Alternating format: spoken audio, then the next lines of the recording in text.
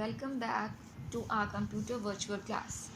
So today we are going to read chapter 2 of class 6, that is file management, organization of data. Here comes the learning outcomes. So in this chapter we are going to learn about moving and copying data from one drive to another, from drive to pen drive, working with multiple files like in computer और laptop usually do. एक साथ हम काफ़ी सारे files खोलते हैं तो उसे कैसे यूज़ करते हैं वो देखेंगे. Searching different files and folders. अगर कोई फाइल्स एंड फोल्डर्स है जिनके नाम हम सेव करके भूल गए हैं और हमें याद नहीं है, कुछ कुछ सा याद है, तो उसे कैसे सर्च कर सकते हैं. एंड डिफरेंट फाइल फॉर्मेट्स, क्या क्या एक्सटेंशन डिफरेंट टाइप्स के होते हैं, वो सारी चीज़ें इस चैप्टर में we are going to learn. As we have learned in previous class about a file, the document, picture or any presentation that we create on computer is a file. जो भी हम लोग चीज़ बनाते हैं, पावर पॉइंट प्रेजेंटेशन या word art, उसको जब हम सेव करते हैं तो वो एक फ़ाइल बन जाता है. We know that hard disk of a computer system can be divided into different parts like A, D, F, etc. It's called drives. In our next slide, I will show you one video जिसमें सारे drives होंगे. And as you can read this heading कि moving and copying data from one drive to another. एक drive जैसे local drive D है, उसको local drive F पे या E पे कैसे हम लोग मूव या कॉपी कर सकते हैं वो हम लोग नेक्स्ट स्लाइड में देखेंगे. Then to just learn one definition that when we move data from one place to another, then we move the original data and place it at new place. जब हम लोग मूव करते हैं तो क्या होता है कि फॉर एग्ज़ाम्पल हमने डी से एक फोल्ड फाइल को सेलेक्ट किया, उसको राइट क्लिक करके मूव सेलेक्ट कर दिया और उसको ई पे जाके पेस्ट कर दिया, तो वो जो फाइल है वो डी से मूव हो चुकी होगी, अब वहाँ पे नहीं मिलेगी, वो अब ई में ही मिलेगी. लेकिन कॉपिंग द डेटा मतलब क्या होता है कि हम लोग उस पर राइट क्लिक किया, उस पर कॉपी का सेलेक्ट किया और उसके बाद हम लोग ई पे जाके पेस्ट कर दिए, तो फिर क्या होगा कि डी में भी हमारा एक फ़ाइल रहेगा और ई में भी हमारा फाइल रहेगा, मतलब एक डुप्लीकेट फाइल कॉपी होके ई में पेस्ट हो जाएगा. So this is the second line, that when we copy data then we create a duplicate of that data and move the duplicate data to the desired places. Now in next video you will be just able to see there are different types of drive and how we move the data. So in this video you can see there is E drive, D drive and F drive. So E drive I am opening, there are many types of folder present. I have to copy this folder one, just right click on this, select copy. Okay, here copy is there, select copy, and then after selecting this go back to my computer page and open D drive. Just right click here and select the paste option. Now you will see the folder is being copied here. Okay, so now this new folder has been copied here.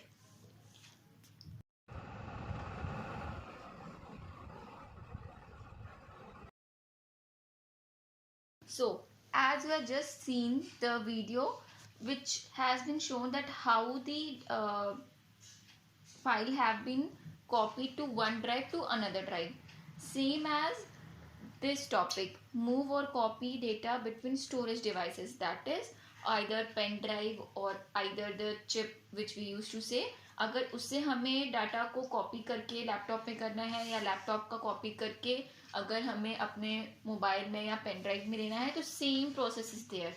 The only difference is this कि जैसे हमने ई से उठाकर D में shift किया तो वो file हमारे पास ई में भी प्रेजेंट है और डी में भी प्रेजेंट है. अगर हम मूव कर देते तो वो ई से हट के सिर्फ डी में ही चला जाता. So this is the only difference, और इसकी प्रोसेस में कोई भी डिफरेंस नहीं. Now the topic is knowing different types of file formats. We can store different types of files. Each file has its own extension. Now as you can see the examples, the word file has its own extension of .docx.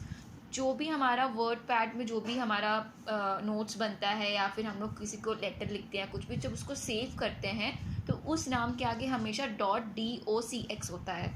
जो ये last में dot के बाद का जो word होता है उसको एक्सटेंशन कहते हैं.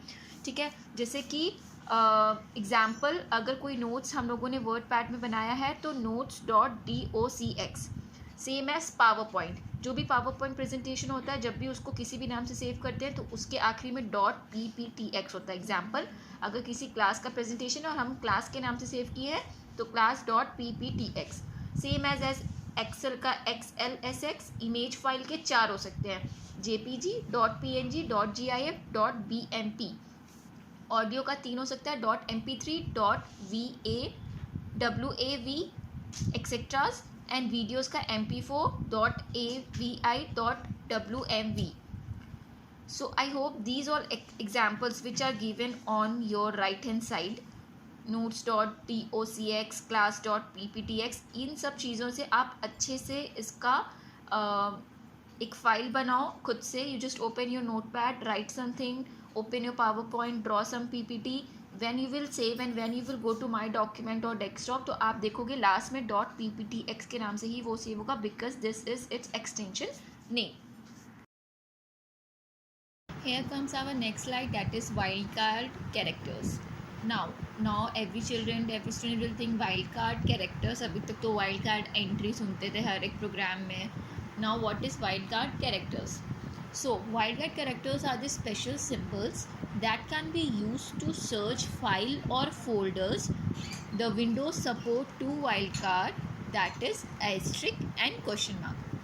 Now let me give one example, that suppose you have to you want to get the files, all the files with the extension of .docx, मतलब जो वर्ड पैड में या वर्ड में जितने भी आपने फाइल बनाए हैं उनको आपको पूरे फाइल चाहिए, क्योंकि ऐसे तो है नहीं कि आप एक लैपटॉप पे सिर्फ एक ही वर्ड पैड में काम किया हो। आप वर्ड पैड में बहुत सारी चीज़ें बना सकते हो, आप पेपर्स इन्वेंट कर सकते हो, नोट्स लिख सकते हो, अपनी डायरी डे टू डे लिख सकते हो, टू डू लिस्ट लिख सकते हो कि मुझे क्या क्या करना है आगे में। तो बहुत सारी docx फाइल्स होते हैं और हमें एक ही बार में सारी docx फाइल चाहिए। तो what we have to do, हमें इस तरीके से लिखना है, *docx, ऐसे भी लिख सकते हैं। और अगर हमें कोई भी फाइल फाइंड करना है तो we will go to start button of the windows का जो स्टार्ट बटन होता है उसमें जाके just we will write *docx, तो हमारे पास खुद ही आ जाएगा।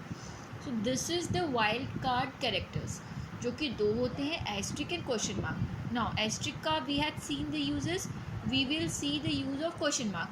जैसे कि एस्ट्रिक क्या है कि 1 और मोर कैरेक्टर को वो रिप्रेजेंट करता है, but question mark work is only to represent single character, वो सिर्फ एक सिंगल कैरेक्टर के लिए यूज़ किया जाता है क्वेश्चन मार्क।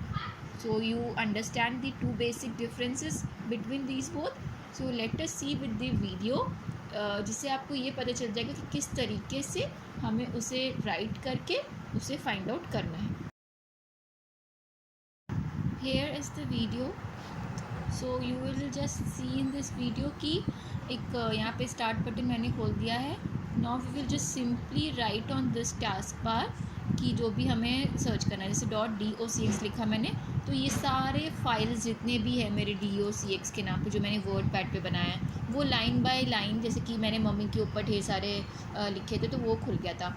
.pptx अगर लिखेंगे तो जितने भी PPTs हैं मेरे वो सारी PPTs इसमें खुल के आपके सामने दिख रहे हैं। सो दिस इज़, अब इसको हम लोग ओपन कर सकते हैं, ओपन द लोकेशन कर सकते हैं, कॉपी कर सकते हैं, कुछ भी जो हमें इसमें से करना है we can do this simply. So this is the wild card character uses.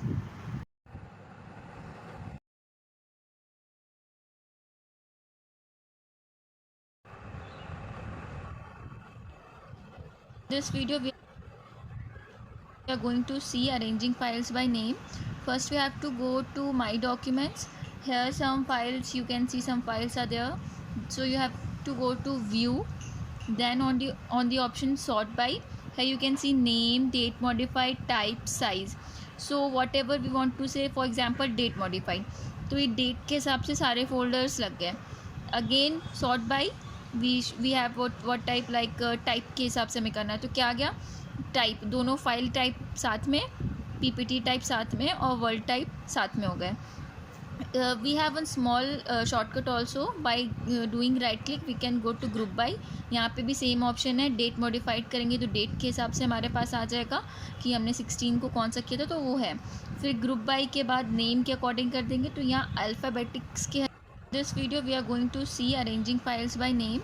First we have to go to my documents.